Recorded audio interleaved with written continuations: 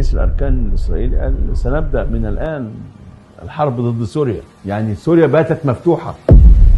طيب تشوف المشهد ازاي بعد حكم سقوط بشار الأسد؟ هتشوف سوريا ازاي؟ لا، أنا أرى الآن أن الأمور تمضي نحو الفوضى ونحو التقسيم ونحو التوافق مع إسرائيل، وأتصور أن الإرهابيين الذين تمكنوا من الحكم في سوريا هم كده تمكنوا بالفعل. طبعا ستكون مهمتهم الآتي: نمرة 1 تدريب العناصر الإرهابية في العالم العربي. 2 بدء تنفيذ مخطط ضد العراق وضد الأردن وضد مصر. 3 أنهم هينشروا هذا الفكر التكفيري، سيعملوا أنهم يوظفوا كل إمكانيات سوريا لنشر فكر داعش وفكر النصرة.